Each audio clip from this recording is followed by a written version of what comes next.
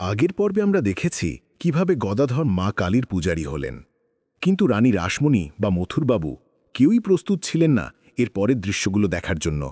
তারা ভেবেছিলেন তারা একজন পুরোহিত নিয়োগ করেছেন, কিন্তু তারা পেয়েছিলেন এক পাগল প্রেমিককে।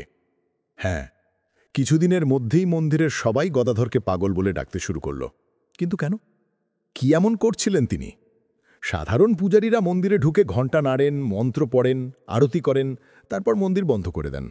গদাধর এসবের ধার ধারতেন না। পূজায় বসেই তিনি ভুলে যেতেন মন্ত্র। তিনি পাথরের মূর্তির সামনে বসে শিশুর মতো অঝরে কাঁদতেন আর চিৎকার করে বলতেন, মা তুই কি সত্যিই আছিস? থাকলে দেখা দিচ্ছিস না কেন? রানী রাসমণিকে তো তুই স্বপ্নে দেখা দিলি, আর আমি দিনরাত জেকেও তোকে পাবো না। কখনো তিনি আরতির থালা ফেলে দিয়ে মূর্তির চিবুক ধরে আদর করতে যেতেন। বলতেন, মা আজ এত সুন্দর করে সেজেছিস। ভোগ নিবেদন করার সময় ঘটত আসল নাটক। তিনি ভোগ সাজিয়ে বসে থাকতেন ঘণ্টার পর ঘণ্টা। চিৎকার করতেন, মা তুই খা, তুই না খেলে আমি এক ফোঁটা জলও মুখে দেব না। মন্দিরের অন্য পুরোহিতেরা ভাবতেন এ ছেলের মাথা খারাপ হয়ে গেছে। দিনের পর দিন কেটে যায়, মাস কেটে যায়, গদাধরের পাগলামি বাড়তে থাকে। মাকে না পাওয়ার যন্ত্রণা তার বুকে যেন ছুরি চালাত।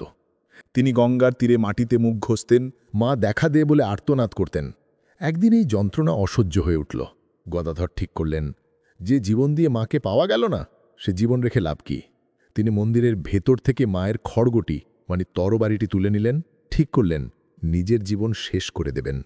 যেই মুহূর্তে তিনি খড়গ তুলে নিজের গলায় আঘাত করতে যাবেন, ঘটল সেই অকল্পনীয় ঘটনা। গদাধর দেখলেন মন্দির, মায়ের মূর্তি, গঙ্গা, আকাশ সব যেন কোথায় মিলিয়ে গেল। তার সামনে শুধু এক অসীম অনন্ত আলোর সমুদ্র। চৈতন্যময় এক আলোর ঢেউ তার উপর আছড়ে পড়ল। তিনি জ্ঞান হারালেন। যখন জ্ঞান ফিরল, তিনি আর আগের সেই গদাধর নেই। তিনি শিশুর মতো হাসছেন আর একটাই কথা বলছেন, মা, মা তুই এসেছিস। তিনি মায়ের দর্শন পেয়ে গেছেন, কিন্তু লোকের চোখে তিনি হয়ে উঠলেন আরও বড় পাগল। কারণ এখন তিনি মাকে দেখতেন সব কিছুর মধ্যে। একদিন ভোগ নিবেদনের সময় একটি বিড়াল এসে মিয়াও করে ডাকল। গদাধর অমনি সমস্ত ভোগ সেই বিড়ালটিকে খাইয়ে দিলেন। খবর গেল মথুরবাবুর কাছে। তিনি রেগে আগুন। মায়ের ভোগ বিড়ালকে খাওয়ালে? গদাধর সরল মুখে উত্তর দিলেন, কেন? মাই তো ওই বিড়ালের রূপ ধরে এসে আমার কাছে খেতে চাইল। শাসক, সমাজ সবাই যখন এই পাগল পুরোহিতকে তাড়াতে উদ্ধত, তখনই দক্ষিণেশ্বরে এলেন দুই মহাজ্ঞানী। তারা এই পাগলকে দেখেই চিনতে পারলেন। তারা ঘোষণা করলেন এই পাগল নয়, এ স্বয়ং অবতার। সেই গল্প পরের পর্বে। গদাধর থেকে শ্রীরামকৃষ্ণ পরমহংস হয়ে ওঠার সেই গল্প জানতে এখনই আমাদের চ্যানেলটি সাবস্ক্রাইব করুন। ধন্যবাদ।